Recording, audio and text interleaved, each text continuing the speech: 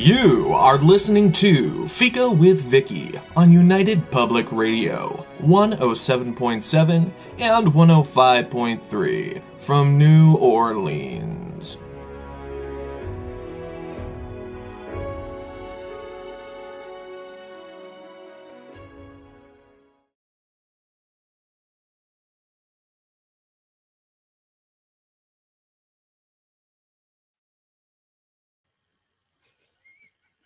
Okay, it's a day here at Fika. All right, so for some of you, welcome to Fika. Mark and I have already been here for a while, but this is the second go. So we're all going to just settle You're down good. and start again. Yeah. Okay, we're good. All right. It's nice to have staff off screen. Hello, everyone, and welcome to Fika. Our guest today is Mark Ryan. In a career that spans over 40 years, he's been an actor, author, singer, and action director. He's been Hell Gates in Black Sails, a West End leading man, the creator of the Wildwood and Greenwood Tarots, Nazir on Robin of Sherwood, and 5 robots in the Transformers franchise.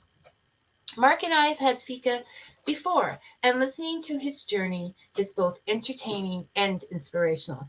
It's full of pirates, knights, outlaws, and intrigue.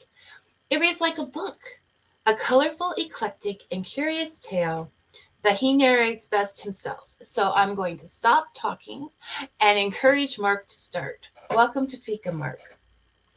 Nice to be back. How are you, Vicky? Good. It seems like only moments ago that we were chatting about my fascinating life. You know. Stop joking. It is fascinating, Mark. You know how they say there's those people that you don't see for a long time, and then it's like you just saw the moments before. Well, apparently I think I'm having an out-of-body experience. I think I'm having the universe is telling me something. To let people in, if you didn't know, and I apologize for the late start. Somehow, in another dimension, I didn't even know it was possible. I ended up in the wrong studio. And so this is our second starting of Fika, and I apologize, and though I think it's the fairies, and and Mark says it may be. And you don't know. Thank you all for sticking around to hear what we have to say today. Okay, so Mark. We need to start again. So, Mark, you've lived an interesting, fantastical life. I've got to get serious. I don't know why. Can you tell us how that happened? How is that possible? Well, it's very as an odd thing because, like we were talking earlier on, when you're kind of in the middle of it, it's almost, you can't see the wood for the trees. You're not actually aware sometimes of what is around you. You're just kind of, very focused and very ambitious, as I was. I was a very ambitious young man, not to be rich or famous. I just wanted to live my life as fully as I could and experience as much as I could of it.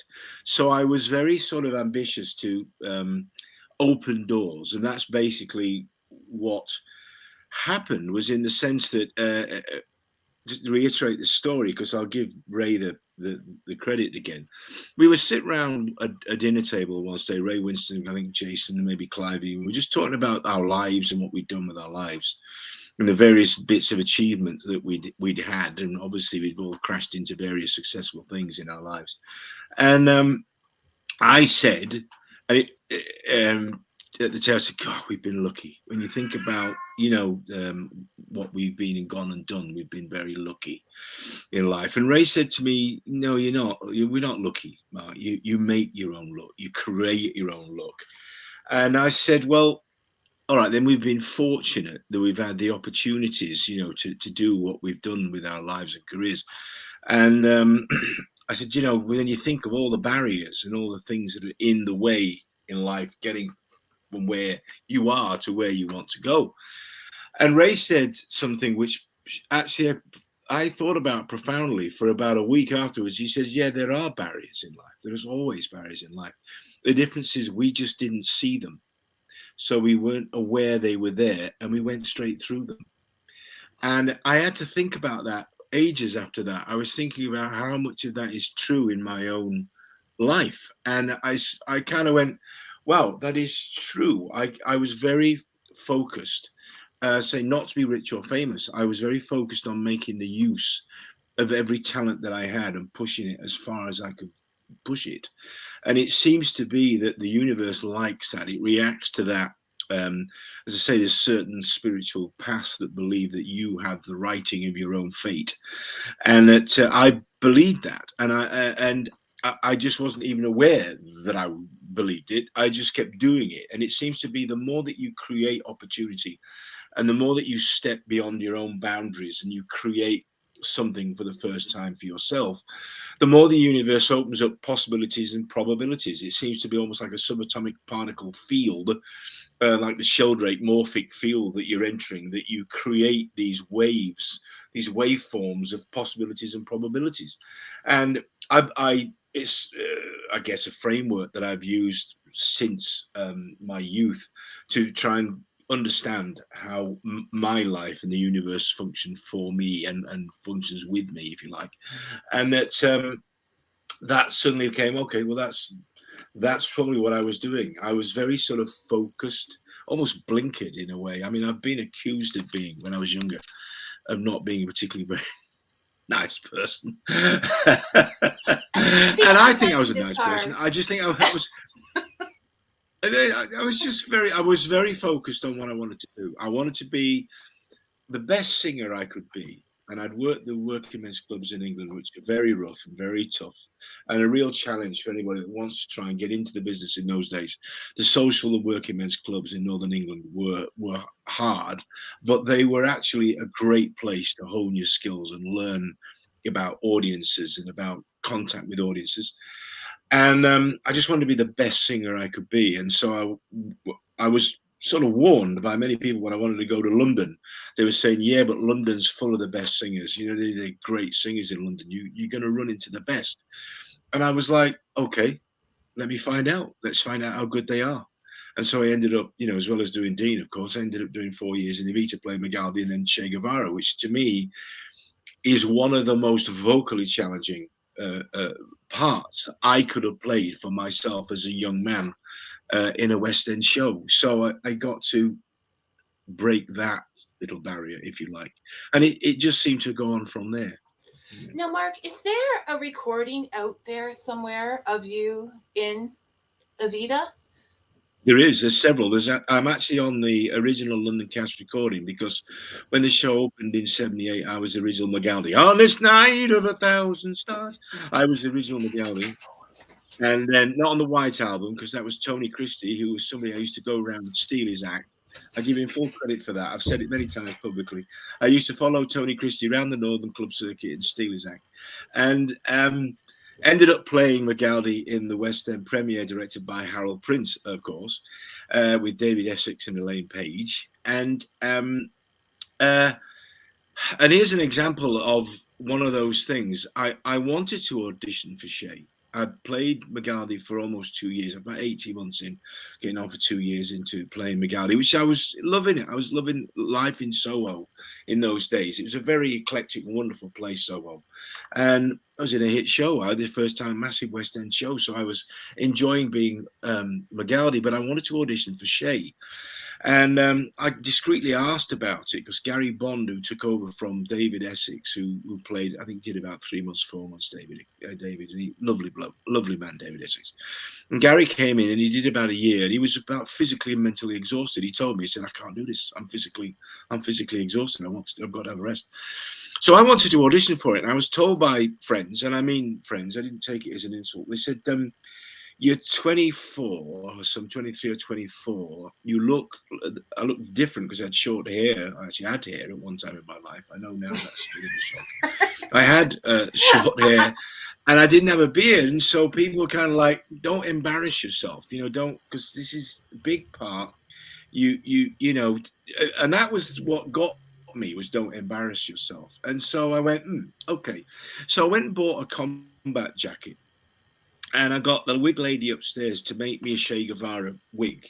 And I actually painted on, stibble brushed a beard onto my face, the Che Guevara beard. And I borrowed the beret of Gary's beret, and I auditioned for Harold Prince. And I don't quite know how I managed to get in.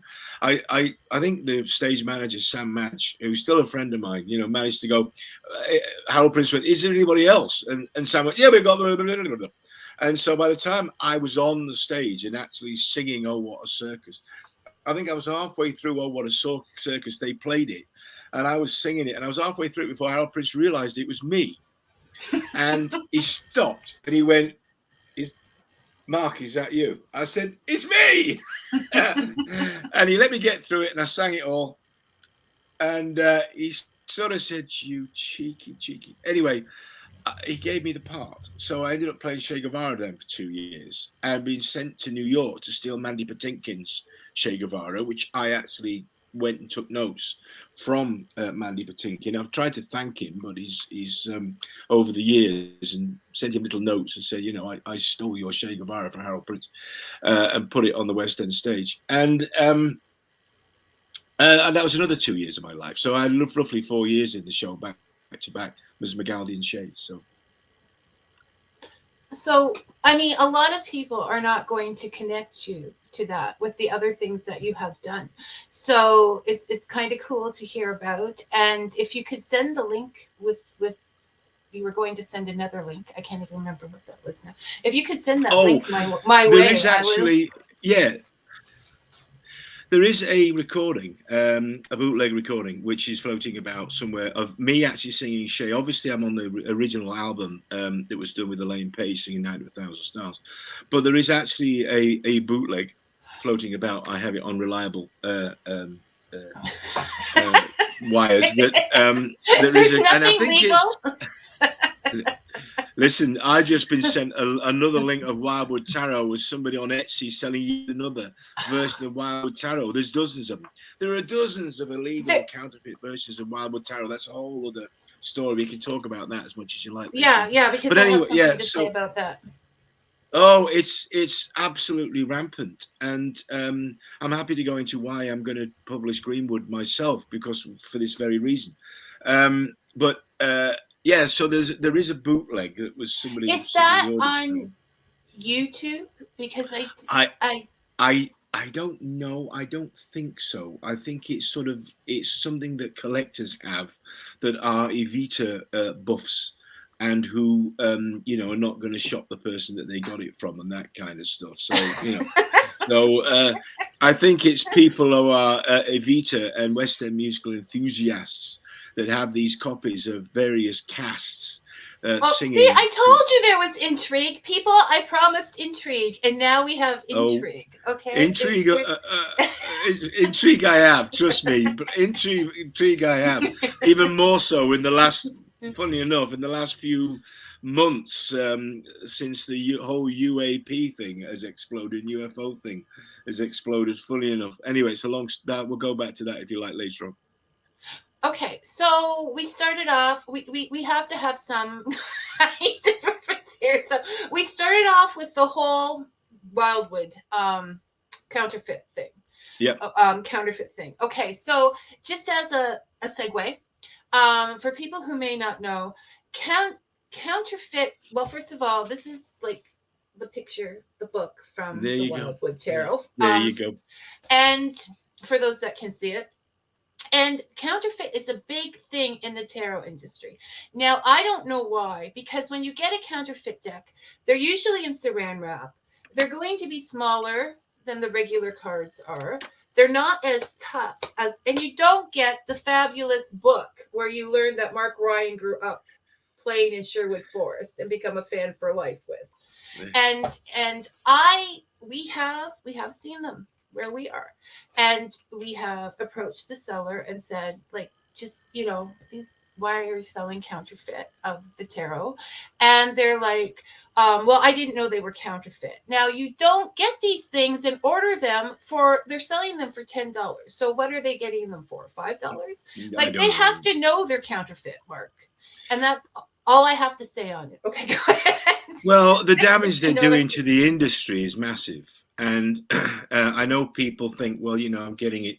I'll say it because I know people are going to jump up and down about it. I'm going to get hate mail about it. Most of them are Chinese. And there are a couple of European ones. We've seen one that's been sold out of Ireland, but most of them are Chinese copies. And some of them proudly proclaim that made in China, written in China. They just simply take our names off it, call it something else, and proudly proclaim produced in China. So I'm afraid to say most of them are Chinese counterfeits, and there's lots of them. But the damage that is doing to the industry is that, for instance, we're just doing a new project for Sterling in New York. John Matthews and I and Yvonne, we've just done a new thing called the Sherwood Oracle, which comes out next year. And it's the money that has to be invested to get that produced. It takes a long while to get that back, to earn that back through sales. And if somebody's buying a cheap knockoff for $10, right, then the one that's being sold for $29.95, they might not choose to buy that. They choose to buy one, and to just be clear, it is illegal. It's a theft, not just a theft of copyright. It's a theft from the artist as well. So it's a theft of everything, and it's under international law. It's illegal, and we try and knock them down. It's like playing whack-a-mole. Every time we whack one over, another one pops up over here. I've just been sent another one right now. And then people write to me, which is kind of interesting and bizarre and ironic. And they write to me and go, oh, I bought your deck and I can't get this thing to work when I'm supposed to download the book. And I'm saying, well, that's because we don't have a thing to download the book. You buy the book with the deck. Yes, but it won't work. And you in the thing, it says that you zoom this thing and go to, and I've got the book with, I went, you bought a counterfeit. You didn't buy it from Sterling or Welbeck in London or Sterling in New York. You bought a counterfeit. I'm not responsible for that. Sorry about that. They get very upset about that kind of thing. And blame me. No, don't blame Mark, okay? People don't blame Mark. Don't blame Mark for anything. Okay? Just let him go. Just let him go. Yeah. But that's exactly the point. I mean, I respect you and John immensely. You know that. And I care about you guys. But Yvonne and Will, like, they make, this isn't the best one, but I mean, they make like 78 pieces of art. I don't even know how long that would take. 78 pieces of art to put on these cards. And they don't deserve to get ripped off. Ripped off. No, I can't even imagine how long that would take. So, and Will Worthington's work is amazing. And I just looked up Yvonne Gilbert. Is that how I said? Yeah. Gilbert. Yeah. And her because I wanted to imagine what the Sherwood Oracle would look like, since I haven't seen it yet. It's stunning. It's stunning, let me tell you. I was looking at her illustrations, and they look like old storybooks, like back in the day. That nostalgia, that fantasy, that is that what they look like on the cards, or am I totally offline here? Yeah, no. You're actually. I'm just going to put a light on because because we're a little bit later than expected. I'm just going to put a little light. There we go. Look at that. I have a little light there. Shed a little light on things. Because it was getting dark in here. And her work is so detailed, and so it literally leaps off the page at you. It's like Will's work was fantastic for Wildwood. He did such a good job. they have to go into this in the detail and the concentration to be able to make that come alive. And yes, her work. I was actually going to send you a couple of prints, but I actually didn't get time to write to Sterling and say, can I have permission to show you some stuff?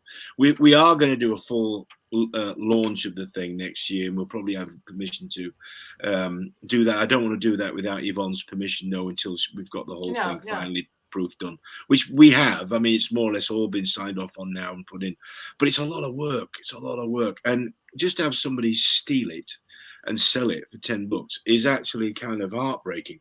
But it's more about the damage that it's doing to the esoteric industry, because the more that this happens, the more or the less that people will be willing to put up the kind of money it takes to produce new materials, new stuff like this.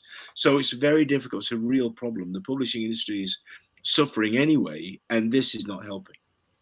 No.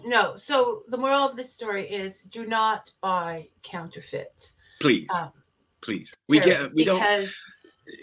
Nobody's getting rich off of this. Trust me. Nobody. John Matthews and I and Avon and Will or nobody. Nobody's getting rich off of writing esoteric books about tarot cards or oracles. Trust me. I won't be buying, my $4 million Ferrari out of the proceeds of this. We do it out of love and because it's about expressing something that we experience in our lives more than anything. And again, because of the fandom, the loyalty of the fandom, we like to keep pushing out stuff and going, think about this, look at this, it's some new art, blah, blah, blah, blah. So nobody's retiring, in the villas in south of France with the $3 million yachts parked up. It's a labor of love, trust me. And just buy the real thing. Because there's several things out there that you've worked on, and the workbooks and that John has worked on, and they help people. Okay. The Wildwood Tarot, I fell in love with it. It's on my top, if not my favorite, depending on, the mood. The thing has helped. Okay. I would probably not be sitting here doing this radio show if it wasn't for this, because it tells you to get animated, to go for it, to follow that arrow. The imagery is so fantastic. And this is another fear. If we don't pay those artists, we're going to end up with computer generated art on this kind of thing, and it doesn't have the same soul. It doesn't have the same soul, and I've seen some of that, and I've been shown some of that, and it doesn't resonate with me. Just on the point that you were making there, about what you were saying, it's Wildwood particularly. One of my stances when we started to do this, John and I, because obviously it grew out of the Greenwood Tarot, which is a whole other discussion. Wildwood, I wanted, and I said to John, I want it to be a usable, practical device. That's really why I like it. That people can look at and use and come back and go, wow, that actually it was helpful. Not something that was amorphous. And the reason that I did that was because I think I bought my first real tarot deck. I think it was a Rider-Waite probably in 78 or 79 in Los Angeles at the Bodhi Tree bookstore, the much gone now, lamented Bodhi Tree bookstore. And I was trying to work with it, and there was another one, somebody recommended one. I won't say the name, except what I found was it was so chaotic that I couldn't relate to it. There was just the imagery was just so like, I don't understand what that is supposed to say. And also, I think we've just discussed before, it was based on Kabbalah. Now, I'm not a Kabbalah person. I don't know why. Kabbalah doesn't speak to me naturally. But what did was the Wheel of the Year. And what did was the nature aspect of it with the animals, and the places that we use, like Wayland Smith and the Uffington White Horse, and those sorts of things, spoke to me. They that concept of why the places were there, and something to do with the memory of the actual land itself, which I'll come on to that as well if you like. But there's something about that. There's a resonance of memory that is left in the very land itself, relating to Stonehenge and Avebury Stone Circle. There's it taps into kind of an earth type telluric energy or whatever. So that's what I wanted to get. When John and I started working on it, I wanted people to be able to read it and go, oh, that's actually helpful. Oh, I understand that. Oh, that means maybe I should try this.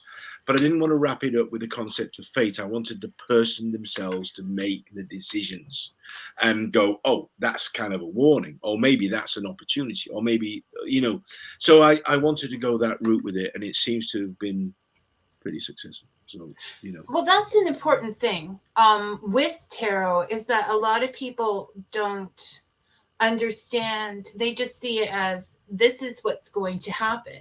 But I've always seen it more of a heads up, a guide, a way to avoid things. I know when I have done tarot readings in the past, you start your spiel and I say, just remember, this is not what's going to happen. It's just giving you an idea what could happen, and you can change your life whenever you want to.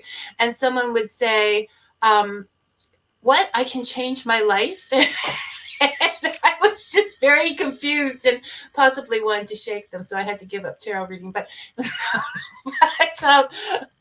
it is something people think that the cards, I've never saw the cards that way. I see them as, I'll go this direction or that. They're telling me what's going to happen if I don't smarten up or whatever. I can change my mind. But there is a real scientific reason for that. I mean, when I read for people, I try to explain to people, look, the layout of the cards, when you first do the layout, and when I read for people, I don't even want to know what the question is.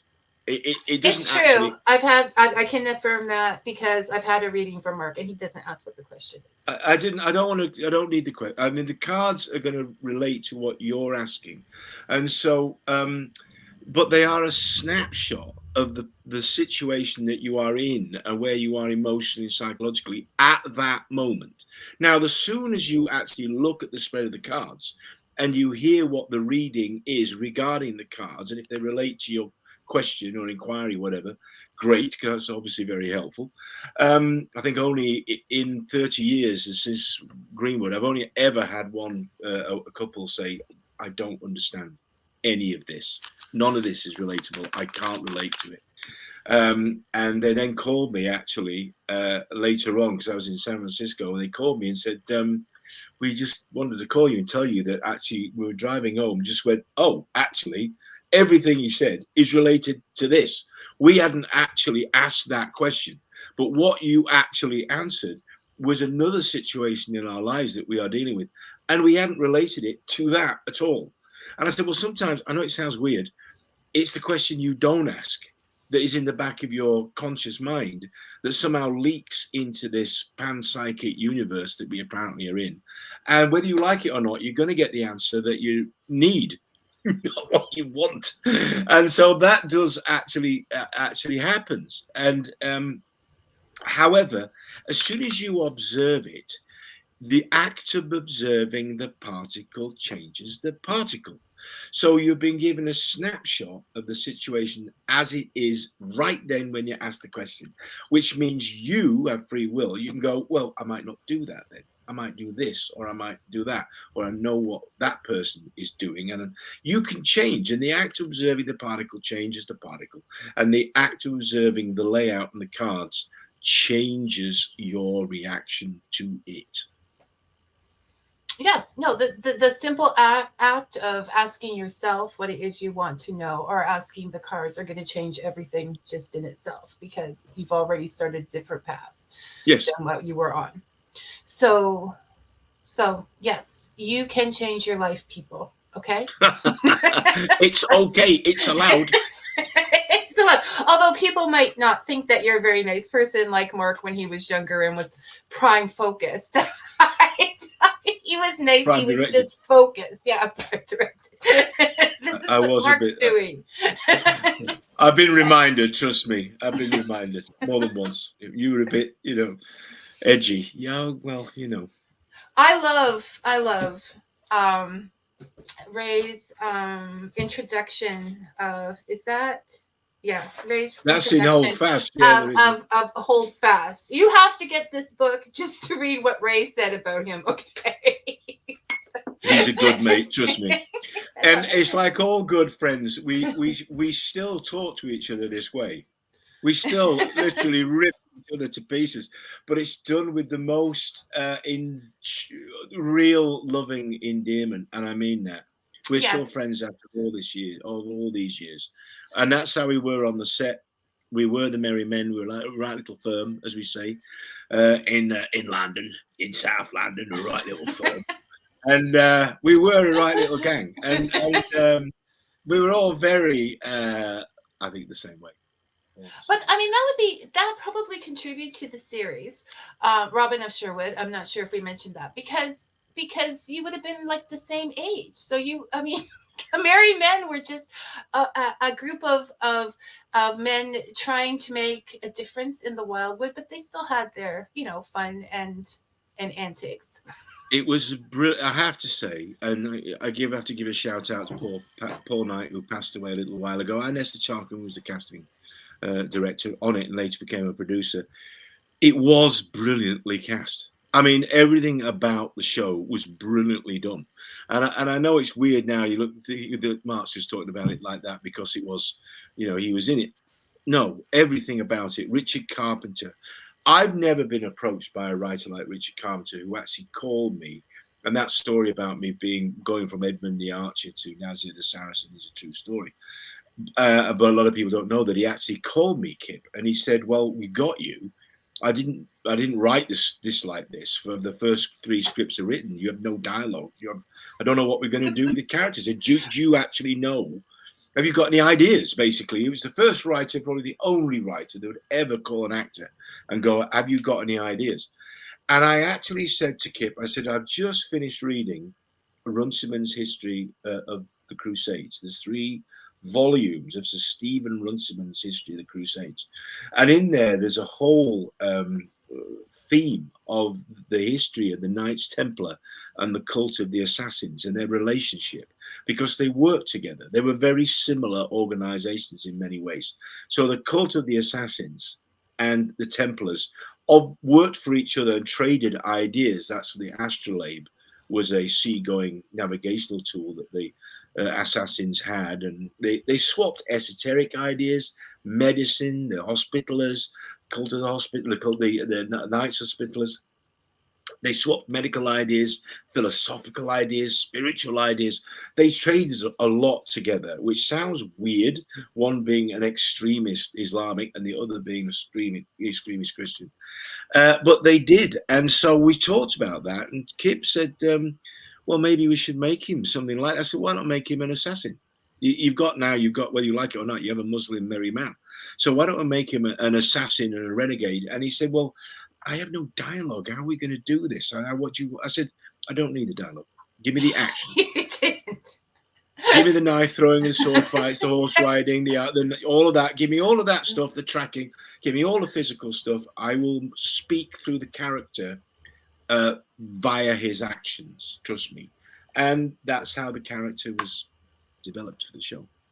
You don't need dialogue when you have that look and can throw a knife that well. Okay, it was just like, clear out.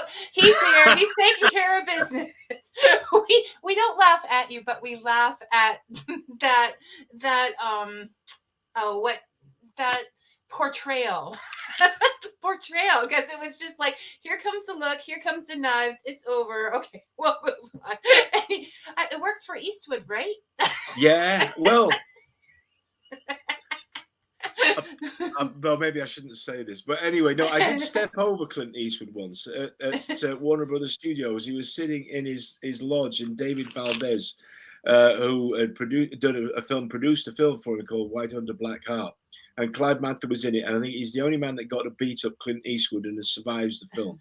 And so I was going down there for a meeting to chat with David Valdez, and as I was walking towards the door, there was 3 characters in suits, or 2 or 3 chaps, and I couldn't see his face, but it was somebody sitting across the doorway with his foot up just against the doorway, like sitting literally on the floor across this doorway, and these 3 gentlemen in suits obviously getting a talking to about something.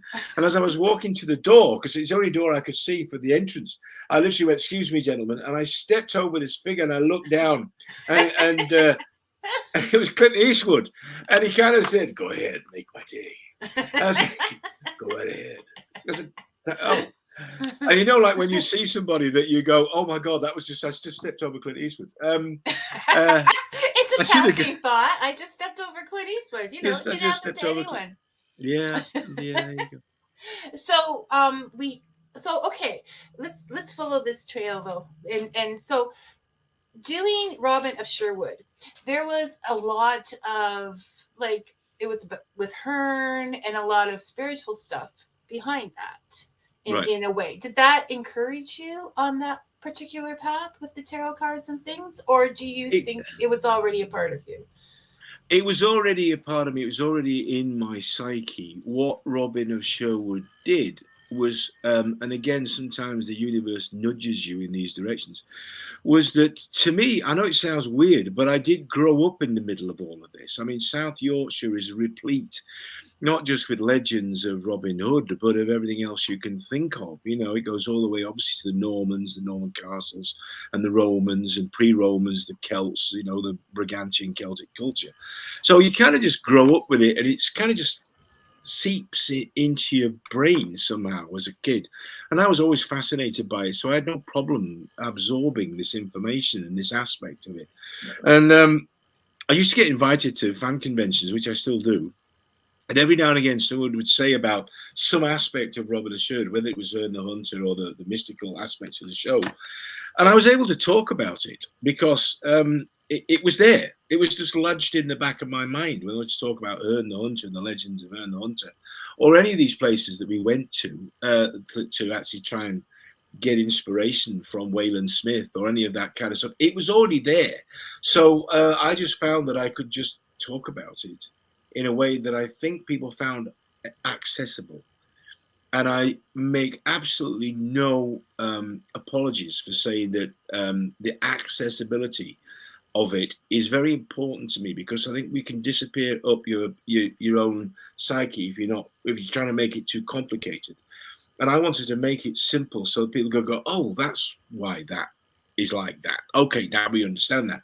And so I think my simplistic Yorkshire way of approaching it made it accessible, and it was certainly later on when we looked in at Greenwood Tarot about, and although that has got probably some stranger esoteric aspects to it, again, when I was working with Cheska, I wanted to make it accessible so that people could look at it and go, oh, I can relate to that. Now, some of the artwork in Cheska's, some of the aspects in Cheska's artwork is a little bit harder for people to access, but certainly when we got to Wildwood, that artwork speaks to you, and it speaks to me, and it speaks to a wider range of people, and I make absolutely no apologies for doing that. Well, nor should you, because it is applicable to real life. There's it's from an ancient time, but there's families, there's it's real. It's what we really live. The concept of home, the hearth fire, all of that kind of stuff, which if you were living through that period, water, shelter, fire, and food, they are the four most important things in survival in any environment, but particularly in a winter northern, hemisphere European. Water, shelter, fire, and food. That's it. So I wanted to make sure that we do some of that. I wrote a chapter of that for the new project for Sherwood Oracle, because I wanted to again nail that down and go, look, this, if you're in the forest and I just watched something the other night. It was actually brilliant. It was a bloke that went into the Canadian forest with nothing more than 5 tools. He had an axe, a saw, a knife, and something else.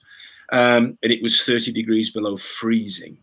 And the guy filmed himself going into this forest in northern Canada in the snow and making himself and surviving the night with just the most minimal of things. And if you were traveling in 1,000 years ago, that's basically the skills that he had and the knowledge that he had of the ground and how he could keep warm and find something to eat, and got something to drink.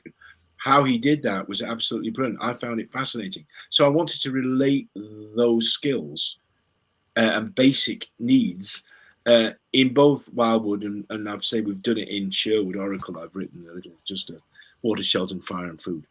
Well, because it all has to work together, right? The practical, the physical, the spiritual, and the mental. And that's what that that does. If it's all just spiritual, you're not going to get that grounding that you need from time to time to go Absolutely. back to.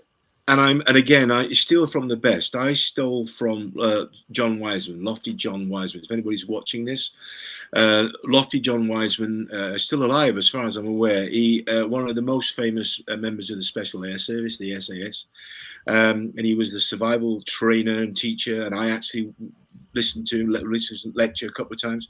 And Lofty wrote a book called the SAS Survival Guide, which is absolutely brilliant. It's one of those books you could literally have it by the side of the bed, open up any time, and there will be something that you go, God, I didn't know that. And I actually keep a copy by the bed because I will literally just flick it open, and there's a page on birds or wildlife or fishing or weather or whatever. There's always something.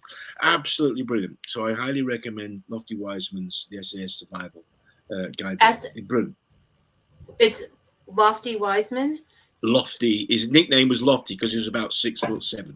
So he was John Wiseman, but he was known as Lofty. John Lofty.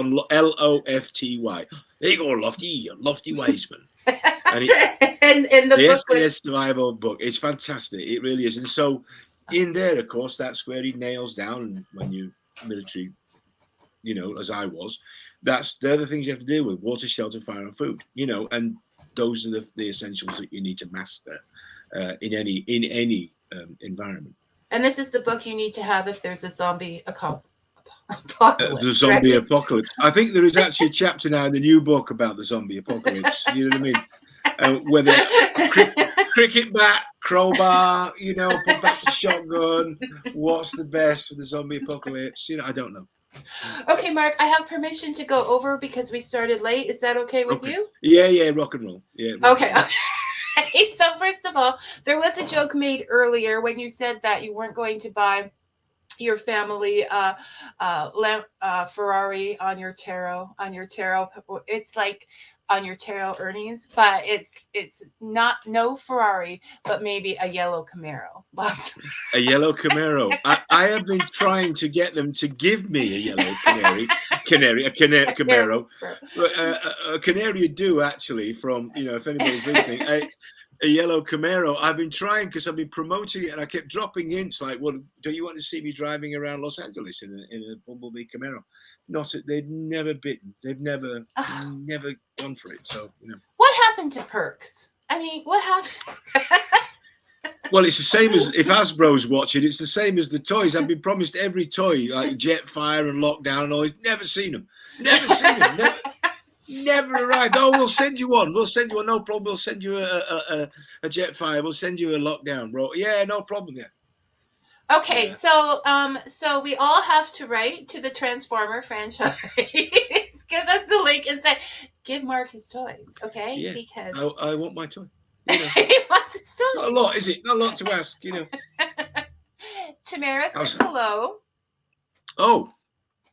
And hello, Tamara. And Brian says, how would you compare working on Robin Hood with Black Sails in that time difference?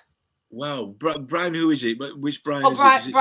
Brian Greiner. He's a regular viewer and okay. Hello, Brian. How you doing? If you're hearing me, well, Robin was classic British television in the sense that the actors were allowed to bring things to their performances and to the shows. As I just told the story about Richard Carpenter coming and talking about stuff, we had a bit of an input into what we wore and how we wore it, like the swords on my back and the knives at the front. The costume department, I think, were very cool about all that kind of stuff, and we were allowed to do that to help form the characters.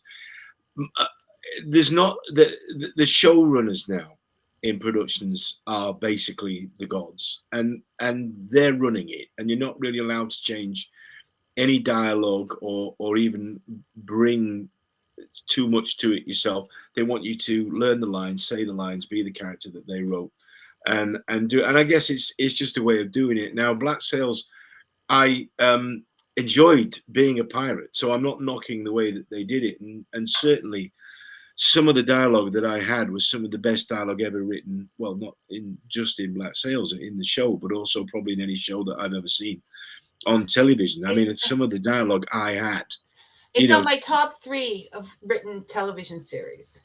Fantastic dialogue, and because I'm working with Toby Stevens, but also the whole cast, I have to say, were very dedicated and great. Toby Schmitz, everybody was, Zach, they're really dedicated professionals, and they brought everything they could to it.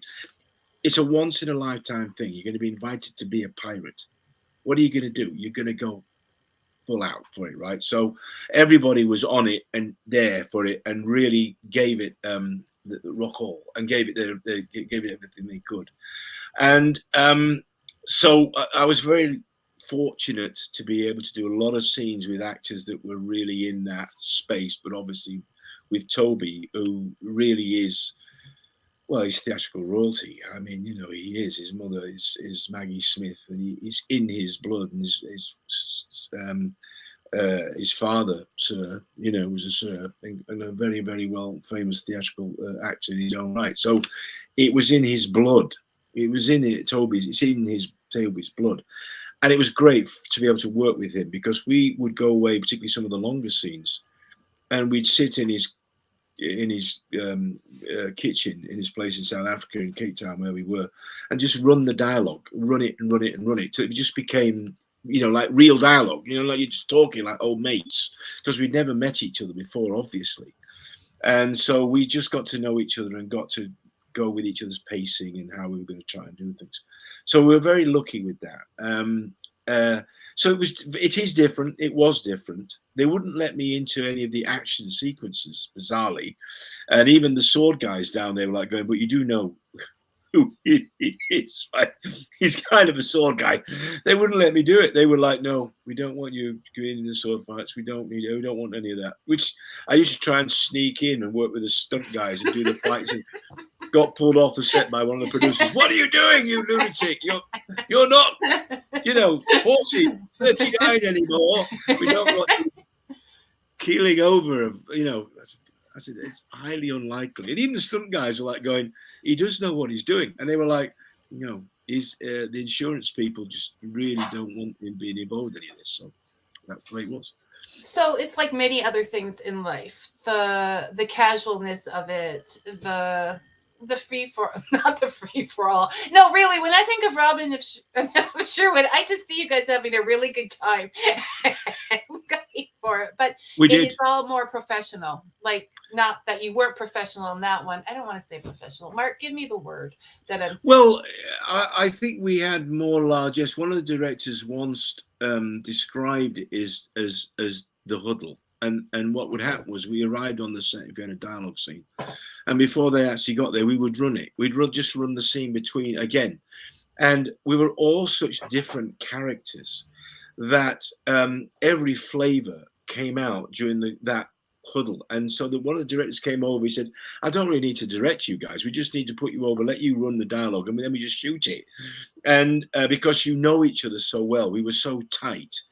That and obviously we knew each other. We'd been living together literally at one point in the proceedings. So we were able to knock these scenes out pretty quickly. And obviously I didn't have any dialogue. I just had to sort of hang around in the background, waiting to do something and stab somebody, or throw something, knife or something. So but it was a joy to be in the middle of all of that creative energy. It was fantastic. So, and the directors would go, just let them go away and do it. They'll show you the scene, and then they just shot it. So there was some direction. I mean, I'm not knocking some of the directors. Obviously, Ian Sharp was the first director that we had for the first 6 episodes that really set the tone for the piece. And Ian, wonderful director who I worked with on Who Dares Wins, which was I was shooting when I was the last part of my run on Evita. I was actually shooting Who Dares Wins during the day and doing Che Guevara at night. So literally I was shooting for almost 8 weeks on Who Dares Wins while performing Che at night. So Ian very kindly gave me permission to do that, and so did Tim Rice and Andrew Lloyd Webber. So that was working with Ian. From that's where I got offered Robin and Sherwood through Ian, that directed the first 6 episodes. So Brian said, thank you very much for the answer. And Tamara said she agrees with me on Black Sails being the top 3 written series on television. And I just have to take note when people agree with me. Like, it's just, it's nature.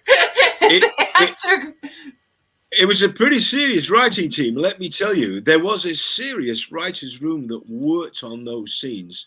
And, of course, it shows. I think there was actually about 8 writers or more probably at one point in proceedings. But their dialogue and the way that they approached it, because it was a complex, interwoven story. Something happened in the first season. I'm not going to say what it is. Mark is very aware of what it is. That made me say, that's it. I'm not watching any more of this show. I'm not watching any more of it. That's it. I'm upset. I'm not doing it. And then my husband had it on in the 2nd season. And so I got roped in, and they actually made me like the person who did the thing that I didn't like in the first series. And if they can do that, they can do anything. Okay. They twisted and turned, and it was fantastic. There were discussions about that and about what they would do about that, and was there a possibility of doing something else with that? And I did have conversations with people about that and about that, and I did think it was a mistake. I thought they made a mistake, and so did various other people as well. And it was said that's not smart, and but it is what it is, and it's show business, and you go in, you do the job, you go, thank you very much, and you go on to the next thing, which I did, so it's all part of life's rich tapestry. No, it is, but it made me very, I mean, not just because of you, I like you, but Hal Gates just is he was Mr. Gates. He had, I'm sure there was much of you in him, but or he was you organizing everything and whatnot, but he was just. Well, he was the audience's point of view in the midst of this world. A lot of people said that, talked about that. It's been said since, that he was really the one person in the situation that you could relate to, in the sense that his view was juggling all of these conflicting and aggressive and violent but complex issues, and keeping them all, keeping it all going. And not only that, he was incredibly loyal, not just to his crew, but also to the characters in the show. So there was a serious discussion about whether that would in fact damage the chemistry of that, because he was definitely somebody that the audience looked through the eyes of this world and could relate to. So trust me, it was the subject of some discussion. That's all I will say. It was the subject of some discussion in this house, I'll tell you. What are you doing watching that show? Do you know what they did? The production values were off the scale. Again, Michael Bay. Production values were just off the scale, So we're talking about the reason why Mark, if you don't know, needed to get out there and play with those swords is because he is a fight director and a sword master, and worked on the 2004 Arthur and the First Knight. Yep. And you're okay. So now they're telling you that you can't play with the swords because you're getting older. But I directly remember, and I'm looking at a quote here from Stellan Skarsgård saying, who was probably that old. Wouldn't he have been that old when he made Arthur?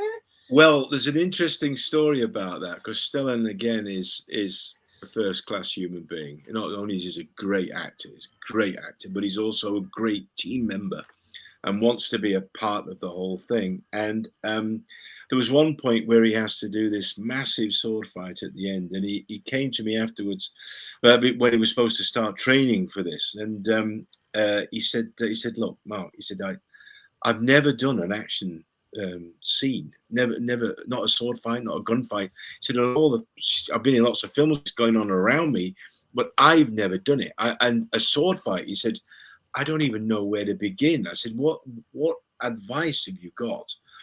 And if you're going to steal from the best. So I stole from Bob Anderson, Bob Silverblade Anderson, the man who I did First Night with, but also who choreographed The Princess Bride and Highlander and Zorro and a whole bunch of cinematic genius sword fights.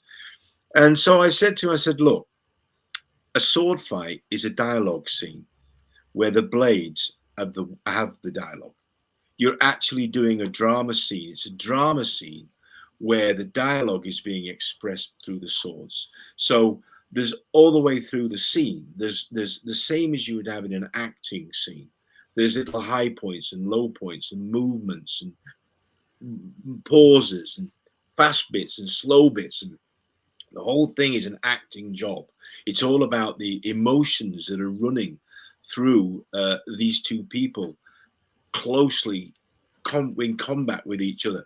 And so I'm going to choreograph it like that. So there'll be highs and lows and emotional moments and stops and starts. And, it's a drama scene. And he said, okay. He said, okay, let's go. Let's do it. And we did. And that's where that quote that I think that you're probably looking at came from, because that scene, when we actually shot it for real, which he has with Mads Mikkelsen, and then there's a fight afterwards with King Arthur. But the one with Mads, where he kills Tristan, when we shot it, there was a lady, the continuity lady, in the tent in Video Village, where all the videos are, and I'd shot it in a particular way. We didn't tell anybody what was going to happen, but the scene where actually Stellan kills Mads Mikkelsen as Tristan was so moving, where then the bird, that his pet hawk, flies up into the sky. I went back in to look at some of the close-ups, and I walked in, and the continuity lady was in tears, literally looking at the screen, and literally said to me, you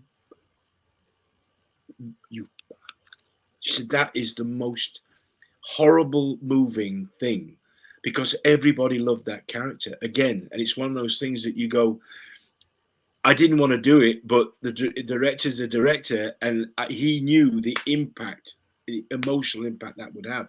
So my job was to make it as impactful as possible. And that's what we did. And literally people were like, you just killed the most loved character in the film. What do I said, so yeah, and Stellan was brilliant, absolutely brilliant in it. So he said, it says that he said, you're a brilliant teacher. You are making this lazy middle-aged man dance with a sword. And I think that's a great quote.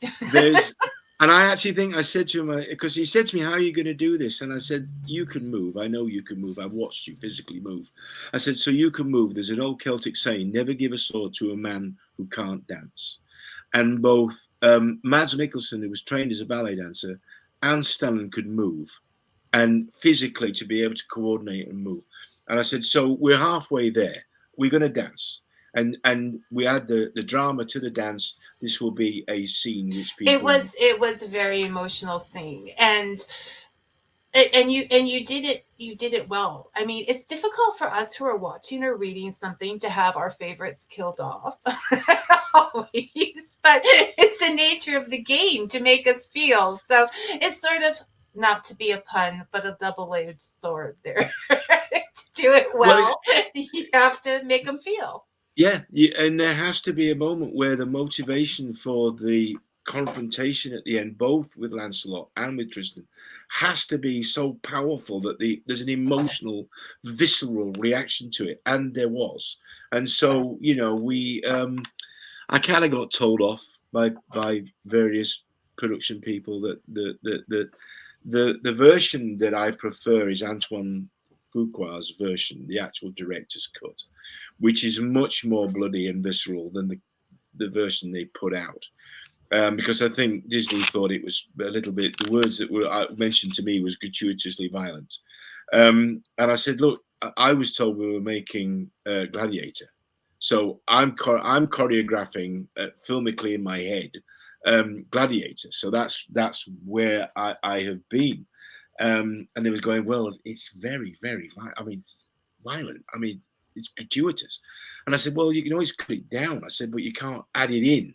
So if we film it and it looks like that, and there were various scenes where I wanted to empower our leading lady, Kira. I wanted to make sure Kira was in the fights, and there was some resistance to that as well. I had to fight to get her in the fights. She wanted to be in the fights, and I had historically, that would be correct. Absolutely. And that was actually one of the arguments that I used, was about the Celtic warrior queens leading the tribes, the Iceni tribe, against the Romans. That's how they ended up being massacred. That the bloodlines were handed down through the women, not through the men. And so the queens are led like nowadays they call her Boudica, or yeah. I grew up calling her Boadicea because that's how but it's probably the wrong school. It was Boadicea, so or Boudica, or whatever. It's your history, so you should probably be right. Yeah, but it's also Latin, and we don't speak much Latin in Yorkshire. It's difficult because if you read a word, you sort of pronounce it the way you read it, right? And then you go out into the world, but you heard it that way. Maybe the Boudica people just read it. I think at school, though, it was Boadicea. That's what we heard. But like I say, we didn't speak much Latin in Doncaster. In fact, we don't speak much English in Doncaster. So, Anyway, shout out to Donny there. My hometown. But the point is, it was historically accurate to have her fight. Yes, absolutely. And so good for you, Mark, standing up for the girl warriors out there and getting them in there. Well, I've always tried to, and I've had some stick from various elements, but it was also the same with Greenwood. We wanted to emphasize. That's why I put in. It was my idea to put a female archer both in Greenwood and in Wildwood. I said no, it has to be a woman because it's about balance. And the old card, the charioteer, was a bloke driving a chariot and pushing the horses and all that. Went, let's just do something different. Let's empower the girls in this. Let's give the women some, power in this. And archery, if you ever seen a female archer, a real woman archer, it's so beautiful, it's so graceful. And so, and it's a projection of power through archery. So I changed the charioteer card to the archer, and that's why we have female archers in both decks, actually, Greenwood and Wildwood. So okay. So I'm all for that. I'm all for empowering the girls. Yeah, and getting them into those warrior roles. And I think I can't imagine it without her being, because that was her nature in the movie, to get out there and do something and defend her people, and it would have been odd if she the true story is that there was certain people that were concerned because Kira is so slight. I mean, she's she won't be offended by this. I mean, she is a very petite.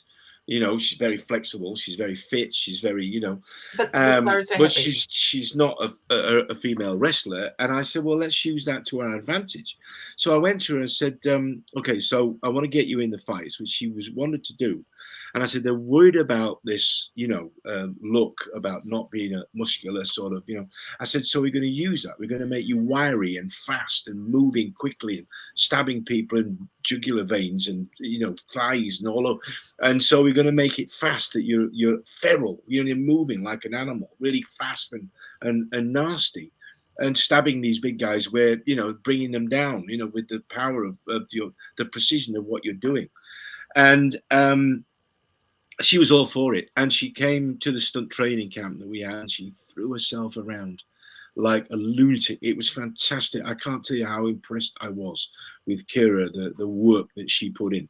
And some of the scenes, though, that we did are not in the version that was actually released.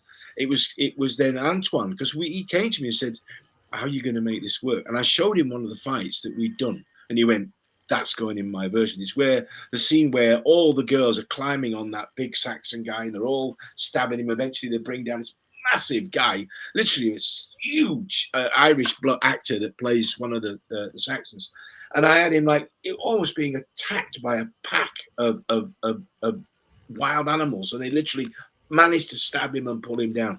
And he kept it in the film, and it got cut out of the version that was put on general release, and everybody kind of went, you know, I don't know why, maybe it's just time or something like that, but I wanted to show that element in the film. So, yeah, I mean, it has to be disappointing when you put that much work and planning into something and it just disappears. Right. Yeah. And you film it and it's there and they've got it and they don't put it in, you know. And that's the biz, as they say. That's the biz. That's the biz. Ends on the cutting room floor, you know. So you mentioned there was new intrigue. There's lots and lots of intrigue in your life. Because of some of the stuff you get into. Do you want to allude to any of that, Mark, or are you just going to leave that up in the air? Well, no, I don't mind talking about it. A lot of it is already out there in the public domain. But I mean, I'm obviously we're writing. We've written and now finished Sherwood Oracle. So, and I was looking at what project I might approach next. There's a couple of projects, and we're looking at doing a podcast related to esoteric patents, because there's a lot of things in the patent world which people, and it all grew out of the whole UAP UFO, and I don't mind talking about this now, thing which there's a lot of stuff out there at the moment about this which is disinformation, and some of it is understandable, but from the intelligence point of view, and I say this because it's in the book, I was a member of the British Army's Intelligence Corps, and I was attached to and worked with a lot of interesting people, including UK Special Forces, but also organizations. Some of them don't even exist anymore now, but some of them are pretty esoteric in the way that they approach what we call HumInt, human intelligence. And so I worked in that arena for almost a decade, and then when I went to California, moved to California, it kind of followed me. I had a very high security clearance. I know that sounds weird to people out there. They go, who's an actor? Why did he have a security clearance? I had a very high security clearance, and I was told then by my bosses, this is going to follow you for the rest of your life. We're going to be listening to you for the rest of your life. So don't get into any trouble. Don't do anything stupid. So over 20 years, I didn't talk about it, except I worked as a private investigator. As it was my want, and did lots of odd things in that world in California and throughout America, actually. And so one of the things that just got thrown up was about the whole UFO UAP thing. And I happen to have, because of what my involvement, certain knowledge about some of this. And I don't know, it's not a criticism of people, because I actually like and respect people like Nick Pope, and I understand where Lou is coming from and Chris Mellon are coming from, because they can't actually tell the truth, right? I know somebody personally who I worked with that crossed the line by talking about something that they shouldn't have talked about because it was a classified thing. And that person was dragged in front of a tribunal. He was threatened with losing his pension. He lost his rank. He was thrown out the area that he worked in. It's a very serious thing if you say the wrong thing at the wrong time. And people don't understand the classification system. So people talk about, well, why don't they just say it? Well, they can't just say it. They can't. They're not allowed to, but they'd also end up going to jail. But they'd lose their future livelihoods, because they'd probably lose their clearances and all kinds of stuff. So there's a lot you have to read between the lines, but there's definitely a lot of disinformation coming out, which has probably got to do with what's gone on the last 60 years about UFOs. We are flying highly advanced aircraft. And I'm going to give you an example. The SR-71. Mark, don't say anything that's going to get you in trouble. No, okay? no, because I'm going to say something which is the SR-71 Blackbird spy plane, which obviously I know something about. Behold the glory of Jetfire, which is Ray Winston. Actually, I'm doing Ray Winston as Jetfire. I got pulled up by Michael Bay about that. He said, "Who are you doing there? Who is Jetfire?" So it's my mate Ray Winston. Behold, marquee the glory of Jetfire. I said the SR-71 was designed in the 50s. Right, they were flying it in the late 50s and early 60s, and they kept it a secret for 25, 30 years because it was so advanced. you know. So we are flying things that are 30 years in front right now, and these often get mistaken for UFOs. And there was one discussion I've had, and there's a lot of people out there asking questions because they don't understand how it works. I can say this now because it's in the public domain. One of the things that has been often mistaken for UFO is the Ascender, which is a dirigible. It's a balloon sort of craft. It's like a modern day dirigible. It's V-shaped. It's massive, absolutely huge, and it's used for high altitude research. But it's V-shaped. It looks like a triangle. If you saw it with the lattice work at the back, it looks like a giant triangle. It's massive. There are photographs of it online. It moves slowly. It's silent. And if it was painted black, for instance, you would look at that in the night sky and go, what is that? It's floating above a city or whatever. It's got 3 lights on it. It looks like a triangle because you can't see the stuff in the middle. So a lot of things are mistaken. And that's in the public domain for it. Now, this 5 observables, which is things moving quickly, it wouldn't have that because it's actually a high altitude platform. However, it can be used for other things which are classified. So they can't say, well, that could be an Ascender and it's being used for this. Although I did see something on the History Channel, I think it was last night, that actually where they actually discussed that role. I can't confirm that role because I worked in that area. So I am not allowed to say that's correct. I can say that's interesting idea, that's an interesting observation, that's probably true, possibly true, whatever. But I can't say I know that for a fact. I would end up in jail.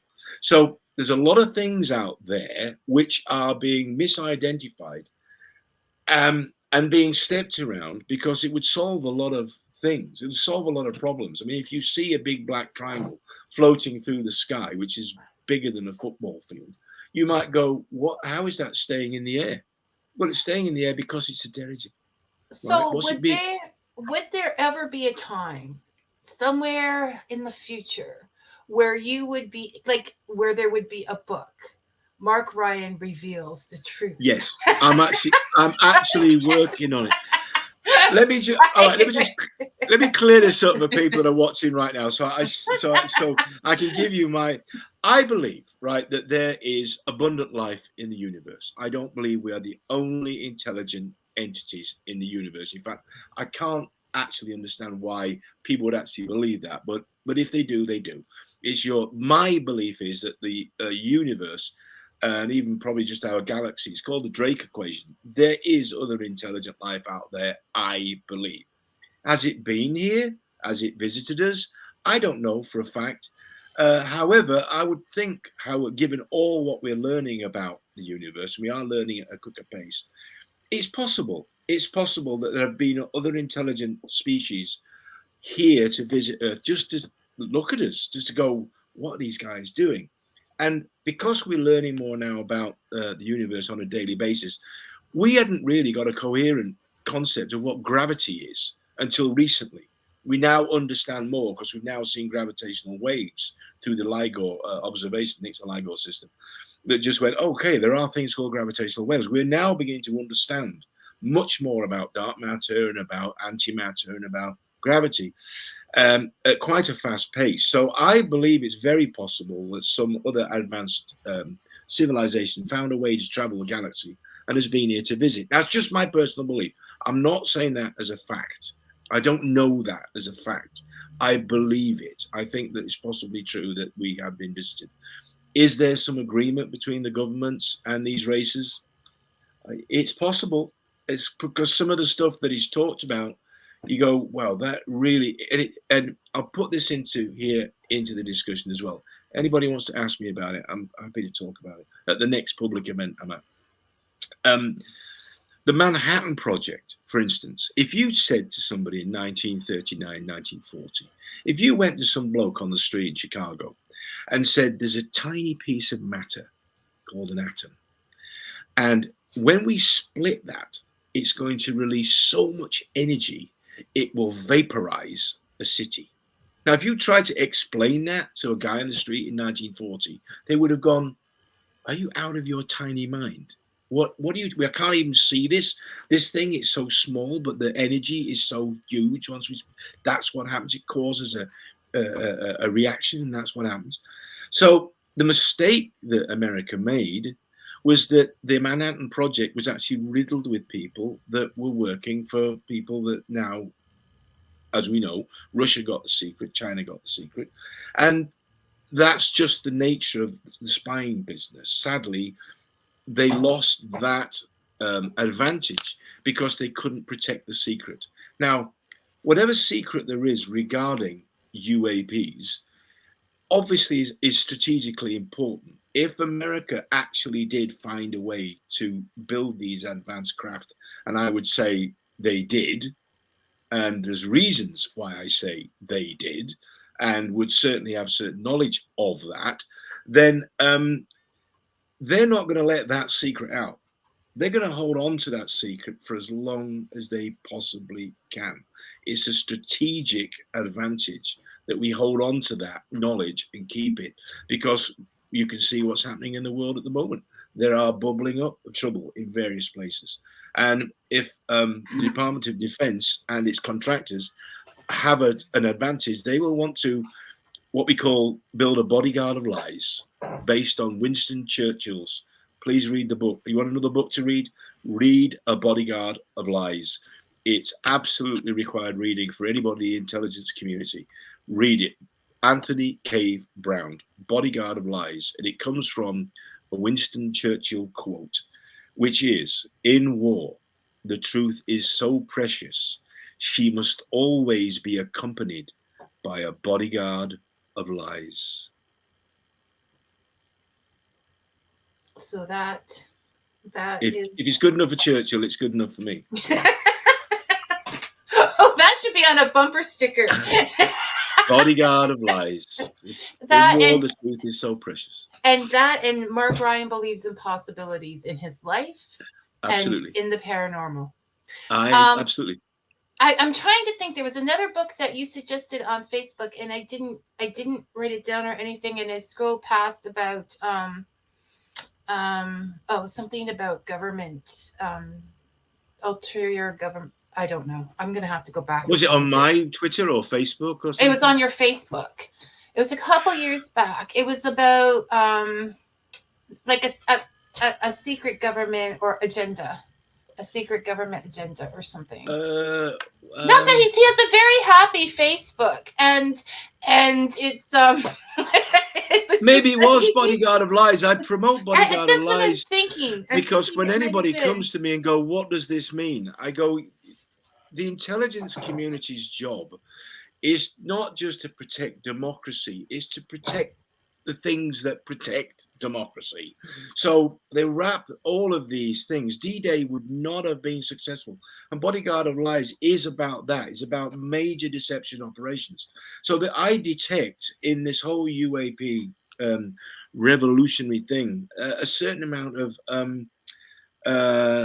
deception which is required. I understand why they're doing it. I've sort of been backwards and forwards with Brandon Fugel. If you've watched a show called Skinwalker Ranch, to open a whole other can of worms, there's certain elements within that show where we kind of bounce backwards and forwards. We haven't actually talked properly yet, Brandon, but I've been trying to say to you, what is this? How does this work? And I'm going, I know this works because I was there when it was actually implemented.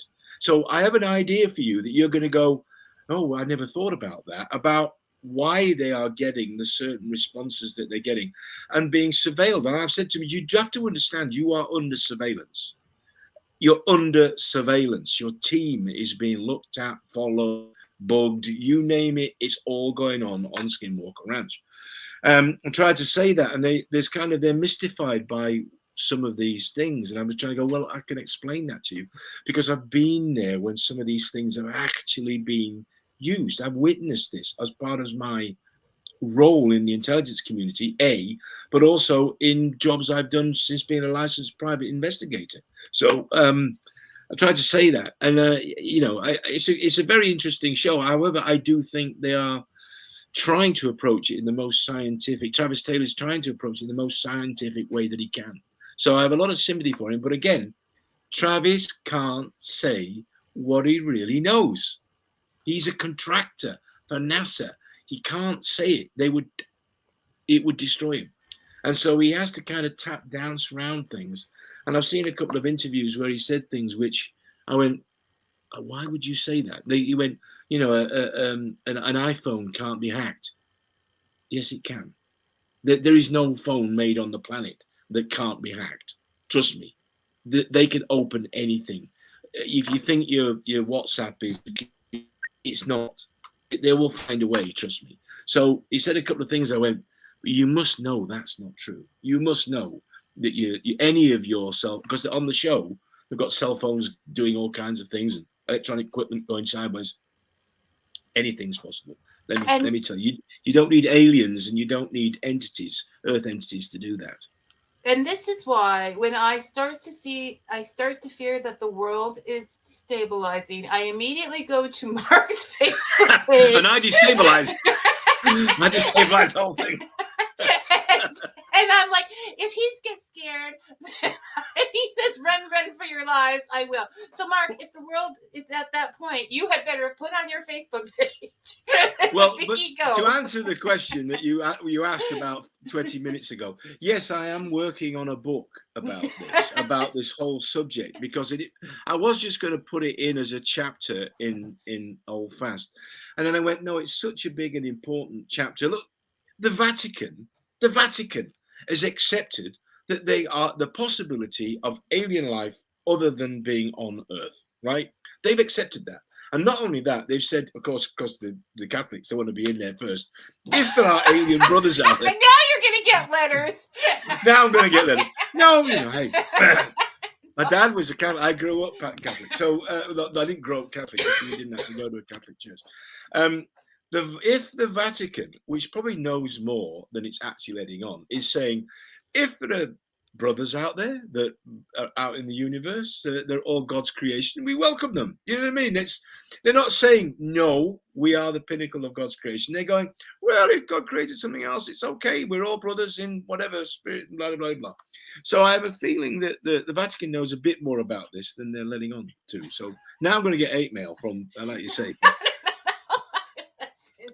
So that's another book we can look forward to. And yes, I'm going to do that. I'm going to write that, because I think at the moment there appears to be some of it is benign, without doubt. Some of it is benign, what people are revealing while trying to protect themselves, and I mean that in the nicest possible way. I'm not having a go at Louis Elizondo. A very difficult situation.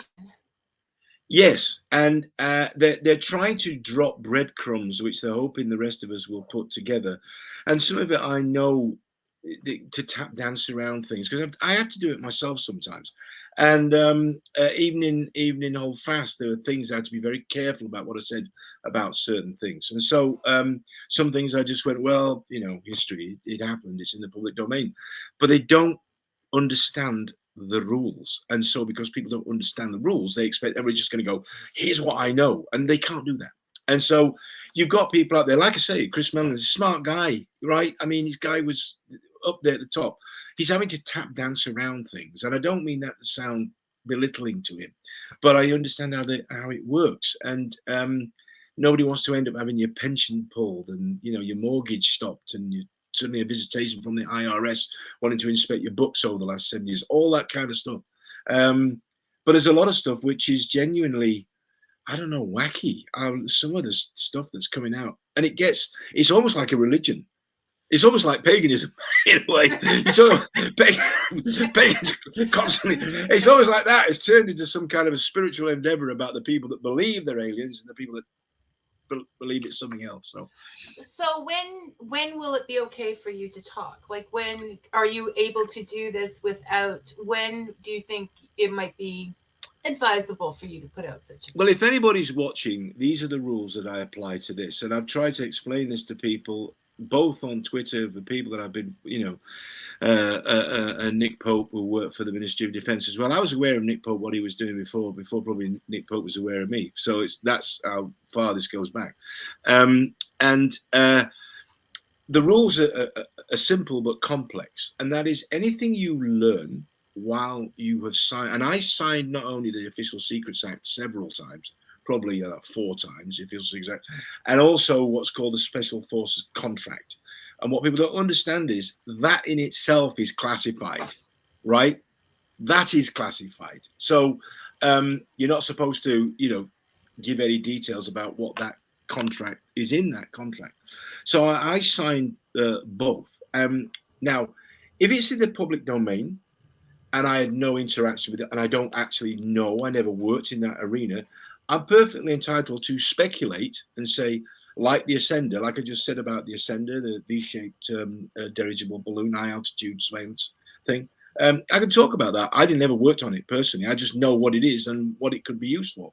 So I'm not giving any secrets away because it's out there in the public domain. The company that builds it has got a website. You can go visit them.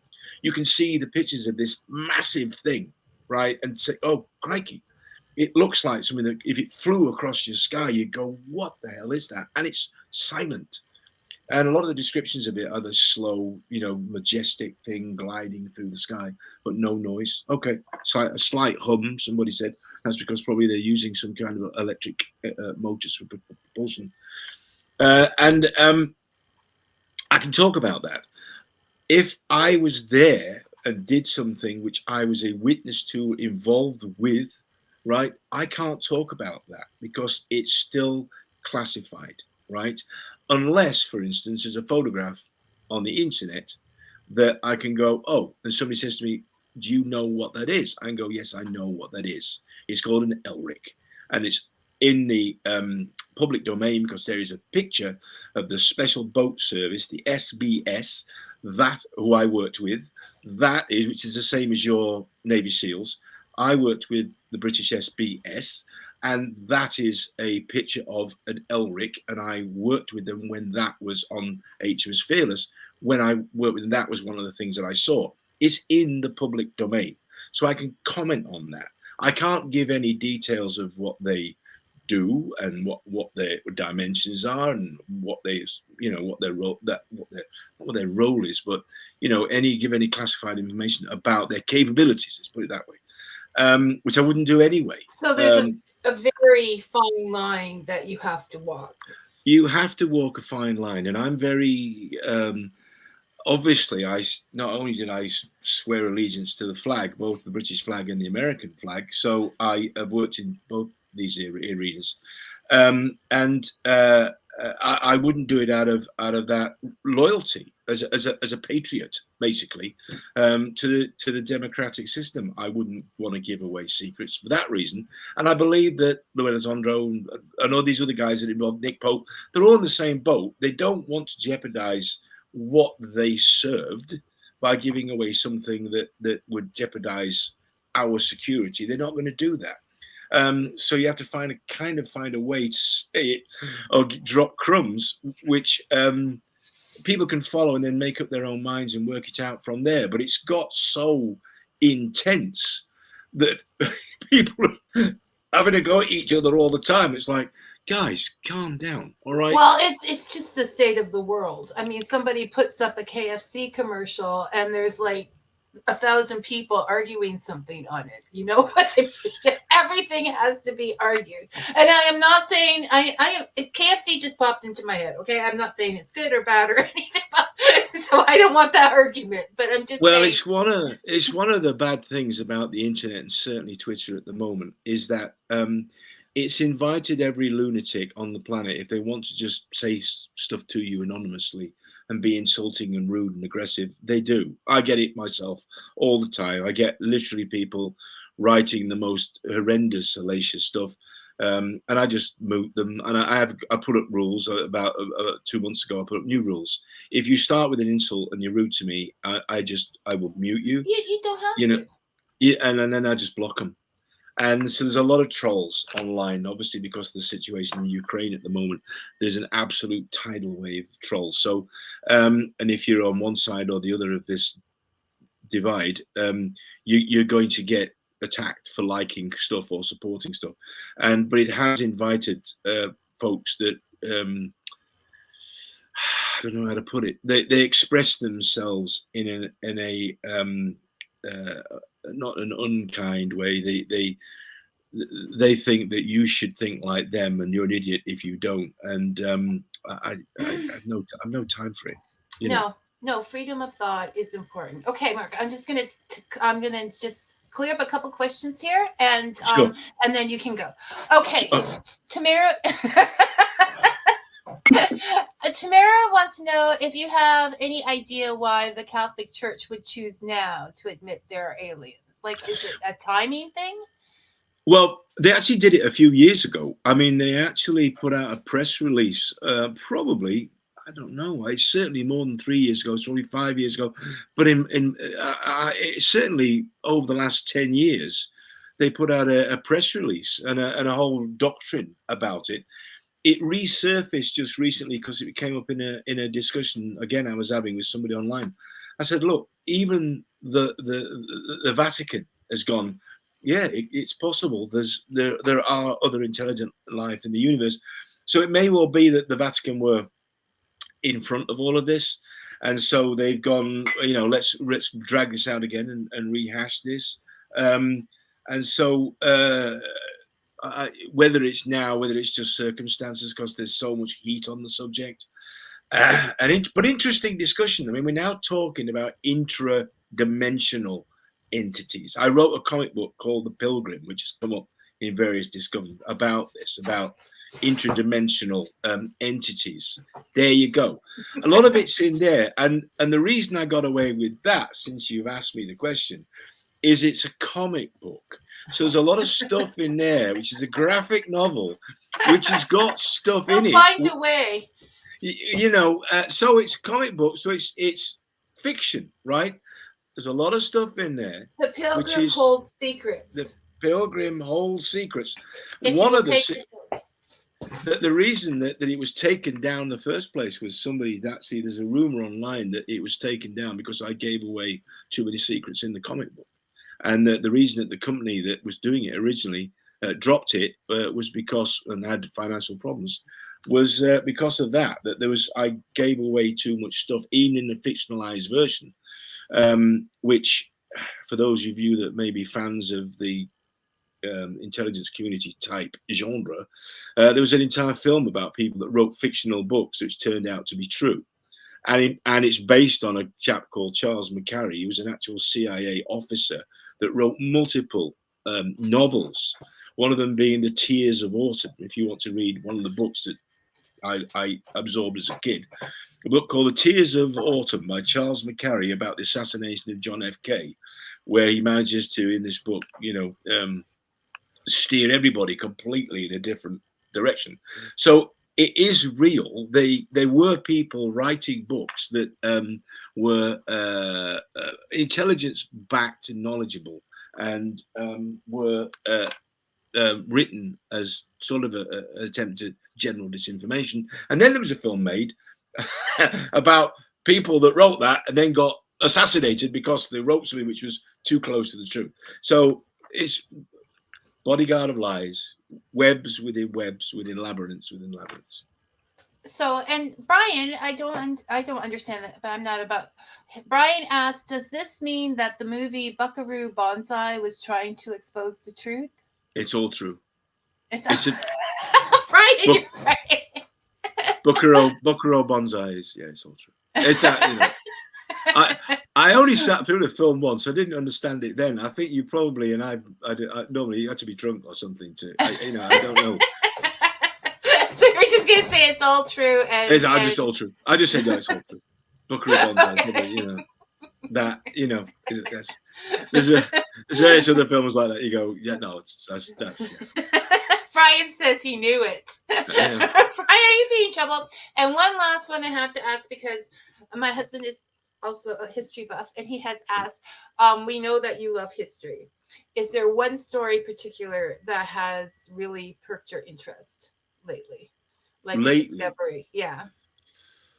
gosh, I suppose the whole thing about UAP UFO thing, because if you look at the history of it going back to the Second World War, for those that are into this kind of thing, I'll say this because again it's true. Many years ago, I was asked about a stuff called red mercury, which those that have been following this was supposed to have been one of the elements that was used in the Nazi attempt to build an anti-gravity propulsion device, and it was called the Glocker.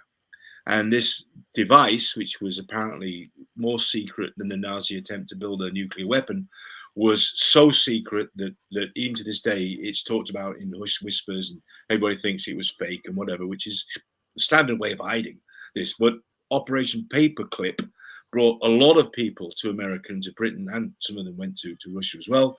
In fact, von Braun himself was a decorator, was an absolute member of the Nazi Party, and he ended up putting men on the moon for NASA.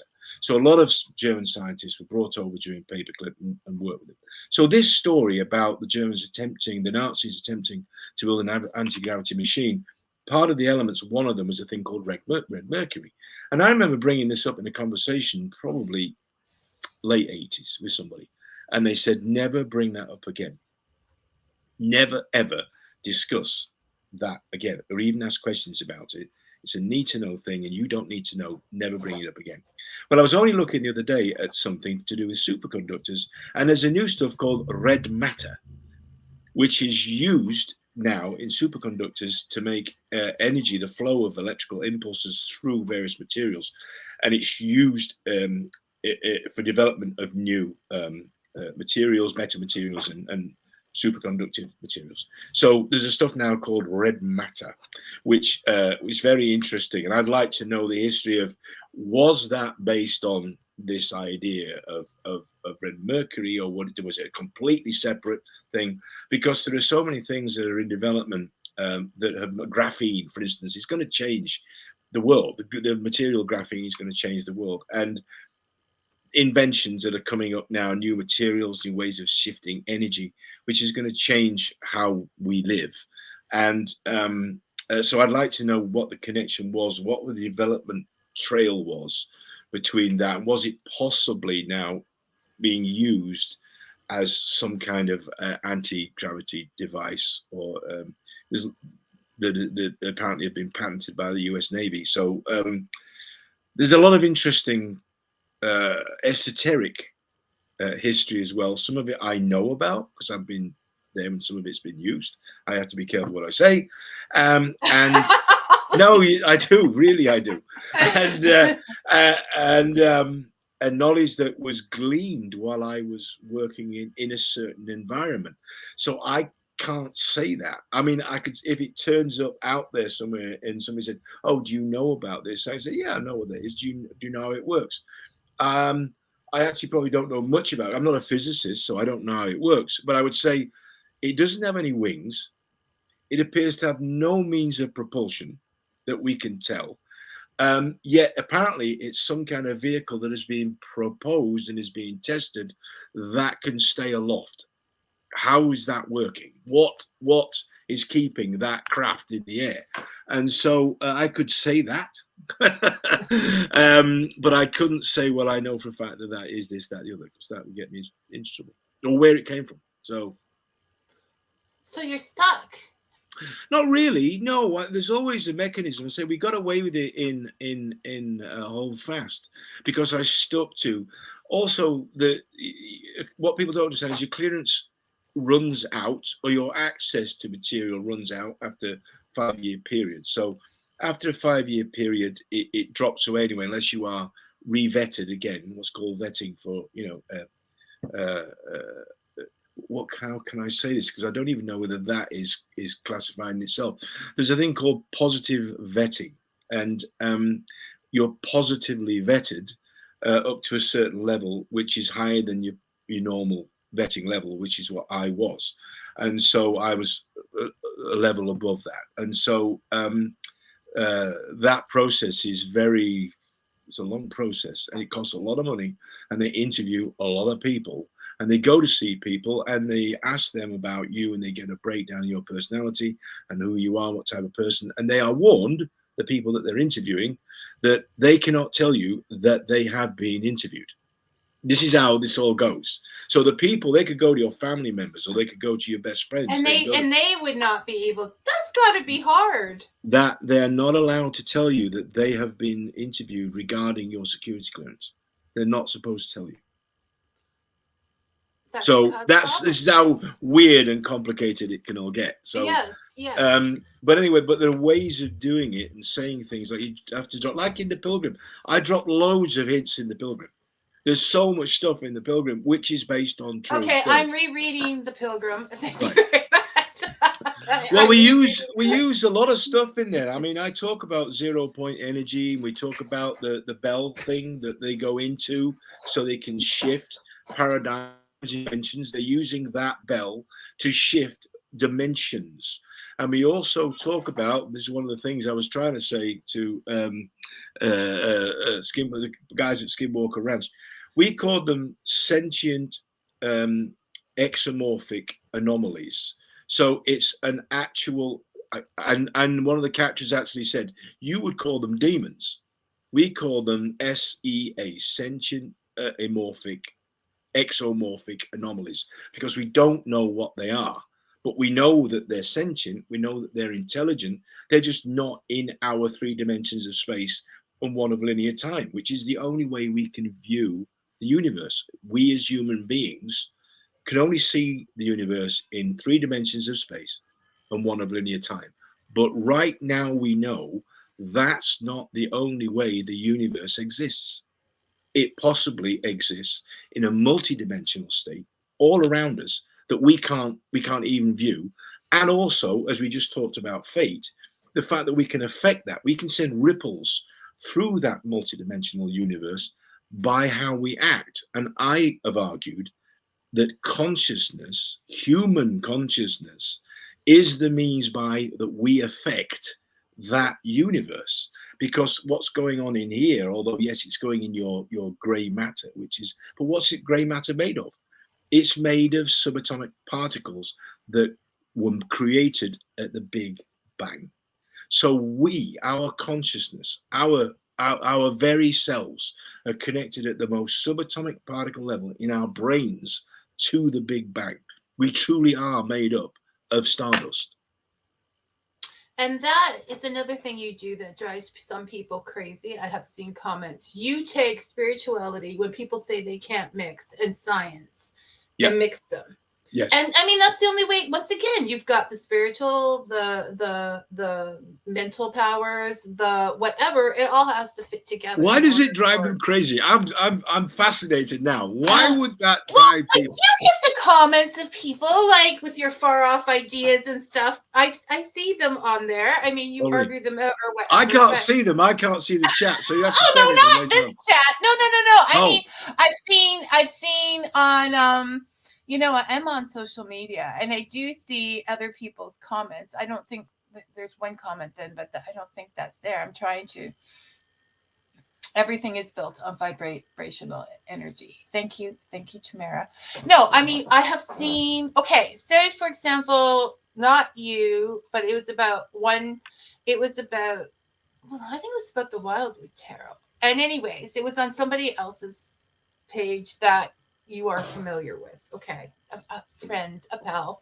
Okay. Anyways, I don't want to get other people involved in this. And this guy was talking about something and he said, well, you know, I don't know who this Mark Ryan thinks he is. This is not, I'm paraphrasing, but I'm just saying with all his far off ideas, like I think it was the Wildwood, you go more into that in the workbook, Wildwood Magic and stuff like that. So he made a comment about, this far-fetched thinking of yours. And that is Vicky trying to say something without saying something wrong. Well, let me deal with that issue. Okay. So Max, let me just deal with it. Max Tegmark is an MIT physicist, right? You don't need to take my word for it. He comes up with theoretical ideas of how human consciousness interacts with any possible subatomic particle field. So you don't need to believe me. I'm not making this stuff up. I get this stuff from people like Rupert Sheldrake, who's a Cambridge biochemist who's written 7 books about the morphic field and morphic resonance. So I don't make this stuff up. I literally read experts like Tegmark, like Yes, Vicky no. people like that. I don't make this stuff up. And certainly in the subatomic particle physics world, the quantum mechanics world, things are very strange. There is literally this quirkiness to the universe that if a particle over there knows something and does something, a particle over there, but it's on the other side of a galaxy or on the other side of a room, will do the same thing. Quantum entanglement. I didn't invent that. Geniuses invented that, but yet it exists apparently.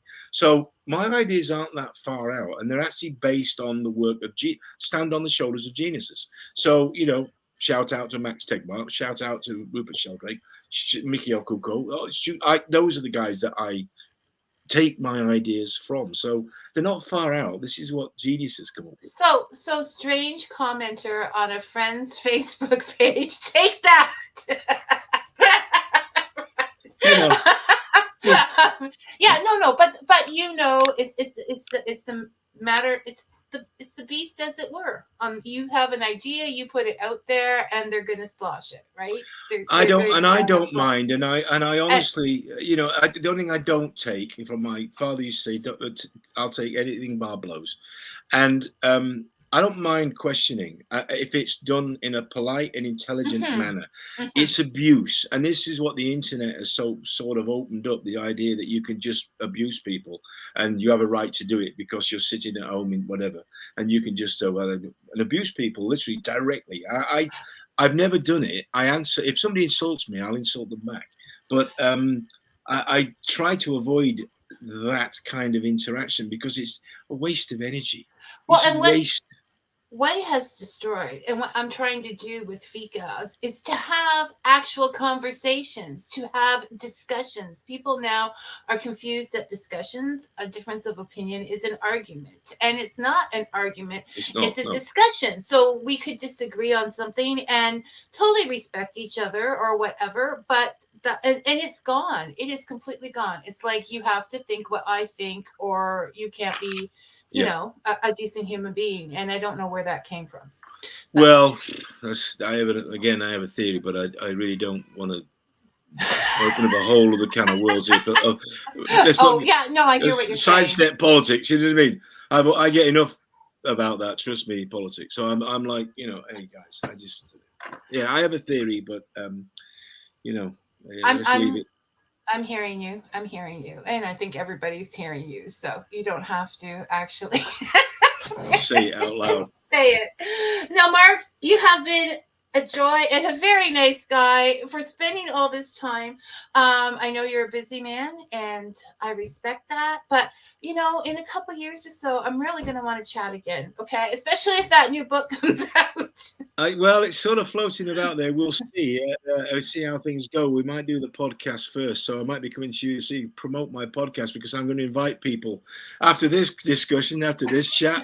I'm going to go, okay. Bring it on. Bring your stuff on. You know what I mean?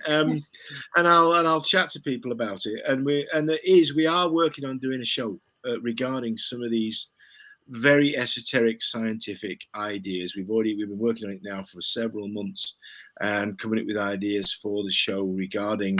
I won't say too much about it because I don't want to get the idea, blown. But it's a lot of what we just talked about. And talking to people who work in the arenas as real scientists to go, this is something we're already talking about. This is something we're working on. We're actually working. I wrote a screenplay years ago called Pendragon, where in the screenplay, I came up with what's a biologically grown human being. It's called Manchine. And I read last week that they've now got these blobs of brain that they've grown in petri dishes, which they're hoping to build to biomolecular computers. I wrote about that 40 years ago. People thought I was mad, writing that one day they will use brain matter as actually the biomolecular basis for a computing system and grow human beings that will be literally walking biomolecular computers and can shape shift and all kinds of stuff. At the time, it was far out. Not so far out now, is it? Artificial intelligence. Not so far out now.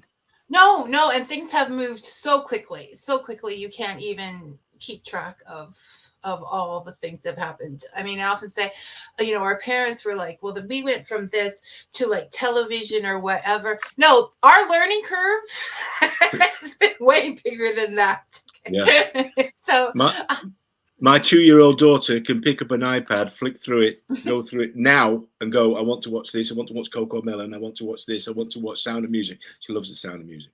My daughter loves the sound. Oh, she Sound of Music and Mary Poppins.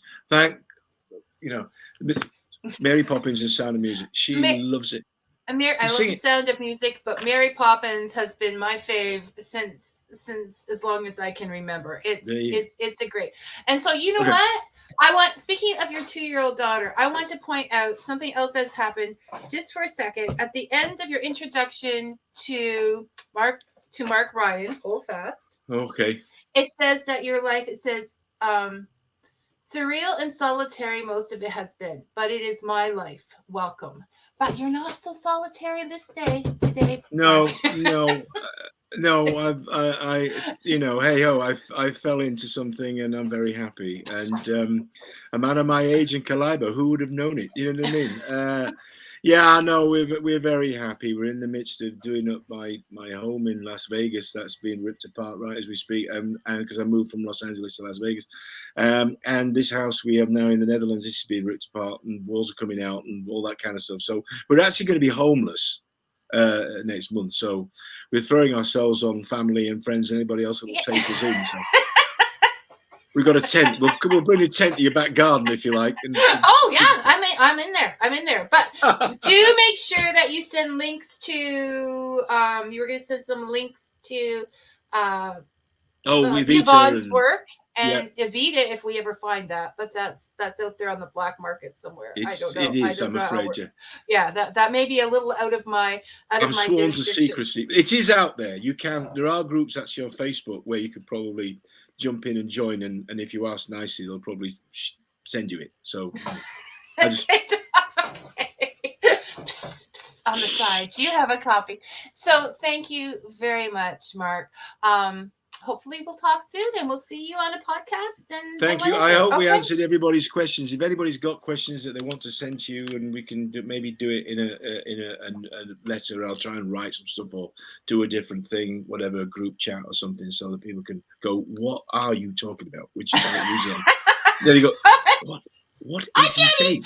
I can't even go through the last what we just went through and know what was said. Okay. It's just a blur. Okay. Thank you so much. Bless you. Take care. Thank you. Thank you. Thank you.